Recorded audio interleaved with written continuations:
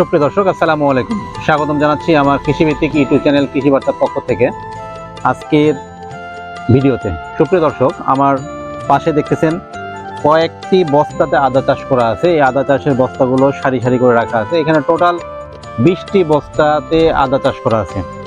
আজকে আপনাদেরকে এই ক্ষুদ্র পরিসরে আদা চাষের দেখানোর উদ্দেশ্য হচ্ছে একটা, সেটা হচ্ছে যে এটা কোনো বাণিজ্যিক আদা চাষ নয়। এখানে আমার কৃষক আদা চাষ করে যে প্রচুর টাকা আয় করবে বা অনেক আদা উৎপাদন করবে, এরকম কিছু উদ্দেশ্য নয়। এটা শুধুমাত্র এই আদাটা শুধুমাত্র পারিবারিক চাহিদা মেটানোর জন্যই আদা চাষ করা। তো 20টি বস্তাতে আদা চাষ করা হয়েছে। এখানে দেখানোর উদ্দেশ্য হচ্ছে যে এই জায়গাটা মোটামুটি একটা বাড়ির ছাদ। এই বাড়ির ছাদের একটি কোনায় একটা বাড়ির ছাদের একটি কোনায় 20টি বস্তাতে আদা চাষ করা হয়েছে। যে এই জায়গা করেই থাকে বাড়ির এই ছাদের এই কোনাতে আসলে কোনো চাষবাস নাই, বা ছাদের এই কোনাটাতে যদি আমরা আদা চাষ করি তাহলে এই ছাদের কোনো ক্ষতি বা বাড়ির কোনো ক্ষতি বা এক্সট্রা জায়গার দরকার হচ্ছে বা এক্সট্রা পরিচর্যার দরকার হচ্ছে, এরকম কিন্তু কোনো বিষয় নাই। এই জায়গাতে 20টি বস্তাতে যদি অল্প পরিচর্যায় অল্প খরচ করে যদি আদা চাষ করা যায় তাহলে পারিবারিক চাহিদা মিটবে। তো সুপ্রিয় দর্শক, এখানে 20টি বস্তা 2টি লাইনে 10টি করে 20টি বস্তা রাখা আছে। এইখানে মূলত প্রতিটি বস্তাতে মাটি তৈরি করা হয়েছিল আদা চাষের জন্য এরকম ভাবে যে প্রথমে আমরা কিছু পরিমাণ মাটি, কিছু পরিমাণ জৈব সার, অল্প পরিমাণে ডিএপি, যেমন ধরেন যে প্রতি বস্তাতে 50 গ্রাম ডিএপি, বোরন, চিলেটেড জিঙ্ক আর জৈব সার, প্রচুর পরিমাণে জৈব সার দিয়ে আমরা এই মাটিটা তৈরি করেছিলাম।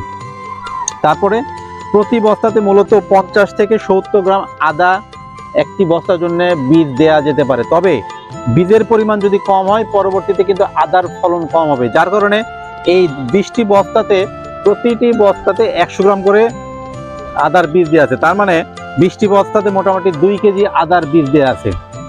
তো আশা রাখছি এইখান থেকে আমরা একটা ভালো ফলন পাবো। সুপ্রিয় দর্শক, এই আদার চাষের যে মূল কৌশল সেটা হচ্ছে, আপনাদেরকে একটা কথা বলি, মোটামুটি দিনের কিন্তু 60 ভাগ রৌদ্রোজ্জ্বল আবহাওয়া পেতে হবে, সানলাইটটা পেতে হবে।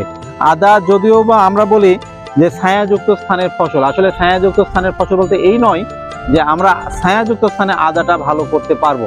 তবে ছায়াযুক্ত স্থানে এই জন্য বলা হয় যে আদা হলুদ ভালো হবে, যে অন্যান্য ফসল যে ছায়াযুক্ত স্থানে করা সম্ভবই নয়, একেবারেই হয় না, সেখানে এই আদাটা অল্প রোদ পেলেই হয়। অর্থাৎ দিনের যদি 60 ভাগ রোদ যদি এই আদাতে পরে, আদা গাছ পায়, তাহলে এই আদার যে ফলন এটা আসবে। তো আপনারা যারা বস্তায় আদা চাষ করছেন, এখন অনেকে কিন্তু পারিবারিক চাহিদা মেটানোর ক্ষেত্রে অনেকে শখের বসে বাগানের মধ্যে, অথবা অনেকে বাণিজ্যিক ভিত্তিতে বাগানের মধ্যে বিভিন্ন ফলজ এবং বনজ বাগানের মধ্যে বা ছায়াযুক্ত স্থানে আপনারা আদা চাষ করছেন।